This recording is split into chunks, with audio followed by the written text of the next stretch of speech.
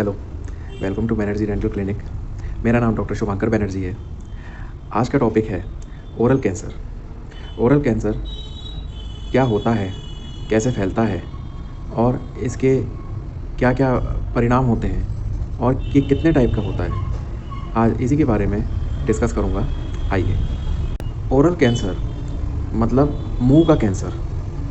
मुंह में जो भी हम खाते हैं, पीते हैं या हम अगर शराब, बीड़ी, सिगरेट का सेवन करते हैं, उससे जो मुंह के अंदर के जो चमड़ी होती है उस पे खराब प्रभाव पड़ने से छोटे छोटे छाले होते हैं जो हमें महसूस तक नहीं होते हैं कि वो छाले हो चुके हैं।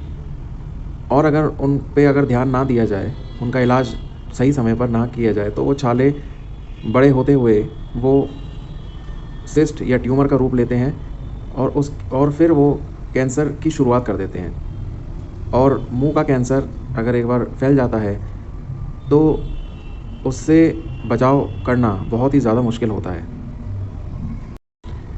मुंह का कैंसर सामान्यतः खाने की नली, होंठ पे, तालू पे और जीभ पे देखने को मिलता है। अब मैं आपको बताऊंगा मुंह के कैंसर कितने प्रकार के होते हैं। Number 1, squamous cell carcinoma. ये एक प्रकार का कैंसर होता है जो बहुत ही आम पाया जाता है। ये कैंसर खाने की नली में या मुख के अंदर किसी भी एरिया में ये पाया जा सकता है। Number 2, verrucous carcinoma. ये स्क्वैमस सेल कार्सिनोमा का कमतर प्रकार हम इसको बोल सकते हैं। ये ऐसा कैंसर होता है तो जो बहुत जल्दी फैलता है और ये सामान्यतः होंठों पे या गाल के अंदर की चमड़ी में फैलता है। Number 3, adenocarcinoma. एडिनोकार्सिनोमा थूक की नली में वहाँ पे ये बनना शुरू होता है और सामान्यतः उसकी लोकेशन वहीं पे ही रहती है। जहाँ से थूक उत्पन्न होती है या जहाँ से लार उत्पन्न होती है उसकी नली में एडिनोकार्सिनोमा उत्पन्न हो सकता है। Number 4, lymphoma. ये मुख के अंदर जो लिम्फ नोड्स हैं या लसिका पर्व से उत्पन्न होता है। ये कैंसर की लोकेशन लिम्फ नोड्स या लसिका पर्व में ही होती है। Number 5, melanoma. मेलानोमा बहुत ही कम पाया जाने वाला कैंसर होता है, परंतु इसके फैलने की रफ्तार सबसे ज़्यादा होती है। इसका प्रभाव सामान्यतः होठों पर होता है। अब मैं आपको बताऊंगा कि मुख का कैंसर होता क्यों है, क्या क्या कारण होते हैं मुख के कैंसर होने के। सबसे पहला कारण जो आप सभी को पता है, तम्बाकू का सेवन। हम तम्बाकू जिस प्रकार में भी लेते हैं, चाहे वो सिगरेट हो, बीड़ी हो या गुटखा हो, इसका प्रभाव विनाशकारी होता है और इसका विनाश शुरू होता है आपके मुख से। और तम्बाकू में जो चीज़ें जो डलती हैं जिससे तम्बाकू खाने में स्वाद बढ़ता है और जो मतलब तलब बढ़ती है जिन चीज़ों से, उन्हीं चीज़ों से कैंसर भी बढ़ सकता है। कैंसर होने की संभावना कई प्रतिशत बढ़ जाती है। तम्बाकू आपके शरीर में कितनी हानि पहुंचाता है, आपके मुख में कितनी हानि पहुंचाता है, इसके लिए मेरा एक वीडियो है जो मैंने कमेंट बॉक्स के सेक्शन में मैंने डाल दिया है। आप उसे कृपया देखें और आपको समझ में आएगा कि तम्बाकू आपके शरीर के लिए, आपके मुख के लिए कितना ख़राब है। नंबर 2, शराब। अब बहुत अधिक शराब का सेवन करने से और उसी के साथ साथ अगर आप गुटखा या सिगरेट, बीड़ी का भी सेवन किया जाता है तो उससे कैंसर होने की संभावना बहुत ज़्यादा बढ़ जाती है। Human papilloma virus, HPV virus. HPV 16 virus जो होता है वो एकमात्र ऐसा वायरस होता है जो मुख के कैंसर के लिए ज़िम्मेदार होता है। नंबर 4, सन एक्सपोजर, मतलब अत्यधिक धूप में खड़े रहना। बहुत ज़्यादा और बहुत लंबे वक्त तक धूप में खड़े होने के वजह से लिप कैंसर होने की संभावना बढ़ जाती है, जिसे हम मेलानोमा बोलते हैं। उसके होने की संभावना काफ़ी ज़्यादा बढ़ जाती है। मुख की साफ़ सफाई ना रखना, अत्यधिक पायरिया होने की वजह से या ब्रश ना करने की वजह से या फिर जीभ साफ़ ना करने की वजह से जो भी इन्फेक्शन जो मुंह के अंदर होते रहते हैं, वो इन्फेक्शन कैंसर को भी जन्म दे सकते हैं। इसमें एक मेरा वीडियो है जिसमें आपके मुख में कितनी अच्छी तरीके से आप सफाई कर सकते हैं, उसका एक वीडियो मैंने कमेंट बॉक्स सेक्शन में डाला हुआ है। कृपया आप उसको एक बार देखें। आपको उसमें समझ में आएगा कि मुख के अंदर साफ़ सफाई रखना कितना ज़्यादा ज़रूरी है, क्योंकि मुख की जो चमड़ी जो रहती है वो बहुत ही ज़्यादा सेंसिटिव रहती है, जिसके द्वारा अगर उसमें कोई भी इन्फेक्शन लगता है तो वो फैलता है। क्योंकि मुख एक ऐसा क्षेत्र होता है जिसमें डाइजेशन सबसे पहले होता है और वहाँ पे लार बहती है, तो अगर उसमें कोई भी इन्फेक्शन अगर होता है तो लार उस इन्फेक्शन को 100 गुना ज़्यादा बढ़ा देती है, जिससे कैंसर होने की भी संभावनाएं पैदा हो जाती हैं। तो अगर आपको मुख कैंसर से बचना है तो सबसे पहला नियम ये कहता है कि मुख की बहुत अच्छे से साफ़ सफाई होनी चाहिए। Number 6, family history. अगर फैमिली में आपके माता पिता, आपके भाई बहन, आपके दादा दादी या कोई भी सगे संबंधियों में अगर किन्हीं को पायरिया या दांतों की बीमारी या मुंह या गले का कैंसर अगर होता है, तो इसकी संभावना अगली पीढ़ी में हमें देखने को मिलती है। काफ़ी हद तक जो कैंसर गले के, मुंह के जो कैंसर जो होते हैं वो फैमिली हिस्ट्री से ही आए हुए होते हैं। मुंह में होने वाले कैंसर का क्या समाधान या क्या इलाज है या इससे कैसे बचा जा सकता है, आइए इसके बारे में मैं आपको बताता हूँ। नंबर 1, अर्ली डिटेक्शन, मतलब पूर्ण जांच होना।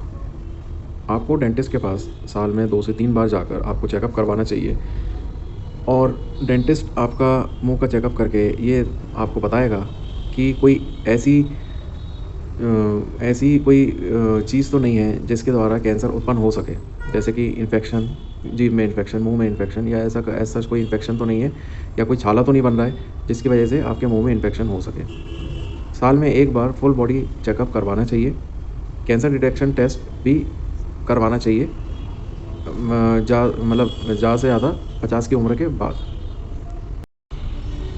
मुंह के कैंसर में हम सर्जरी करके कैंसर को कंट्रोल कर सकते हैं। इसमें जिस पार्ट में कैंसर बहुत ज़्यादा फैला होता है उस पार्ट को काट के निकाल दिया जाता है, जिससे कैंसर का फैलना रुक जाता है या कम हो जाता है। और उसके बाद कई तरीके के इलाज हैं जो साथ में चलते रहते हैं, जिसके द्वारा कैंसर की रोकथाम हो सकती है। नंबर 3, रेडिएशन मतलब इसमें पेशेंट को रेडिएशन दिया जाता है, जिसके द्वारा जो कैंसर की जो कोशिकाएं हैं, जो सेल्स होती हैं, वो मरने लगती हैं और जिससे कैंसर की रोकथाम हो सकती है। नंबर 4, कीमोथेरेपी जो कुछ दवाइयों से या कुछ केमिकल्स के द्वारा कैंसर के सेल्स को मारा जाता है, परंतु कीमोथेरेपी तभी सक्सेसफुल होती है जब उसे सही स्टेज ऑफ कैंसर में, जो भी स्टेज सही स्टेज में उसको अगर इस्तेमाल किया जाए तो। क्योंकि अगर कैंसर बहुत ज़्यादा फैल जाता है या बहुत ज़्यादा उसमें फैलाव हो जाता है तो कीमोथेरेपी उतना उपयोगी नहीं रहती। कीमोथेरेपी लाइफ की क्वालिटी को बढ़ा देता है। नंबर 5, सपोर्टिव केयर का मतलब ये है कि पेशेंट अगर कैंसर होने के बाद अगर पेशेंट अपने खान पान का अत्यधिक ध्यान रखे और जो दर्द होता है उसमें उस दर्द के लिए दवाइयाँ प्रयोग किया जाए और साइकोलॉजिकल सपोर्ट अगर पेशेंट और उनकी फैमिली को दिया जाए तो भी पेशेंट की क्वालिटी ऑफ लाइफ में सुधार आ सकता है। रिहैबिलिटेशन, इसमें अगर कैंसर जीभ में या बहुत ज़्यादा फैल गया है तो पेशेंट को बोलने की जिसे हम बोलते हैं स्पीच थेरेपी दी जा सकती है। स्पीच थेरेपी से पेशेंट कुछ बोलने लग सकता है। दूसरा, स्वेलिंग थेरेपी होती है, जैसे कि अगर गले की नली में अगर कैंसर होता है या जीभ में कैंसर होता है तो पेशेंट को चबाने में या निगलने में बहुत कठिनाई महसूस होती है। तो इसमें पेशेंट को बतलाया जाता है, उसको बताया जाता है कि किस तरीके से आप उस खाने को आप निगल सकते हैं आराम-आराम से। डेंटल रिहैबिलिटेशन कैंसर के द्वारा या सर्जरी के द्वारा जो पार्ट या जो जितने दाँत आपके निकले जाते हैं, फिर उसमें डेंटिस्ट के द्वारा नकली दाँत उसमें लगाए जा सकते हैं या नकली कोई पार्ट उसमें मुँह के अंदर लगाया जा सकता है सर्जरी करके। बाकी ये सब चीज़ें जो है लाइफ को लंबा नहीं बनाती है, लाइफ की क्वालिटी को सुधार कर देती है। लास्ट पॉइंट है लाइफ़स्टाइल चेंज। अगर कैंसर का पता चलता है तो सबसे पहला जो स्टेप पेशेंट को उठाना चाहिए वो होता है लाइफ़स्टाइल चेंज करना। मतलब तम्बाकू पूरी तरीके से बंद करना होगा, शराब का सेवन पूरी तरीके से बंद करना होगा और अगर अत्यधिक धूप के कारण अगर ये कैंसर अगर हुआ है तो धूप में निकलना कम करना होगा और मुंह की साफ़ सफाई बहुत ही अच्छे तरीके से रखनी पड़ेगी। इससे क्वालिटी ऑफ लाइफ, जीवन जीने की क्वालिटी पे असर पड़ता है। इससे जीवन आपका ठीक तरीके से बीतेगा। बाकी इसका समाधान और इसका जो इसमें हम यही बोल सकते हैं कि prevention is better than cure. मतलब अगर आप इसको होने से पहले ही इसको मतलब संभाल लें, जो भी जैसे अगर आप तम्बाकू का सेवन कर रहे हैं या बीड़ी, सिगरेट, दारू का सेवन कर रहे हैं, अगर इसकी आप रोकथाम कर लें तो कैंसर काफ़ी हद तक ना होने की संभावना होती है। और हर 6 महीने में या हर 7-8 महीने के अंदर अगर आप अपने नज़दीकी डेंटिस्ट को अगर आप दिखवाते हैं या विश्वसनीय डेंटिस्ट को अगर आप दिखवाते हैं तो वो भी कैंसर की अच्छी से स्क्रीनिंग कर सकते हैं कि मुंह के अंदर आपको कोई कैंसर के लक्षण तो दिखाई दे रहे हैं या नहीं दे रहे।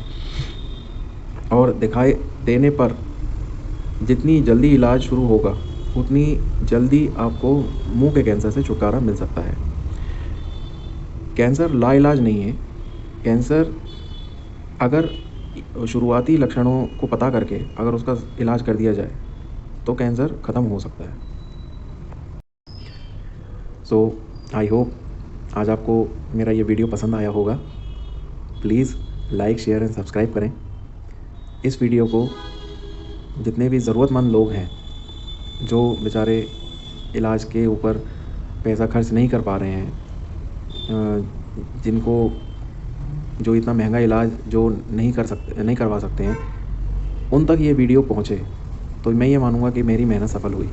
तो कृपया आप लोगों से निवेदन है, आप जितने भी लोग ये वीडियो देखें ज़्यादा से ज़्यादा इस वीडियो को शेयर करें, क्योंकि जितना ज़्यादा शेयर होगा उतनी ज़्यादा भलाई होगी। This is doctor Shubhankar Banerjee signing out.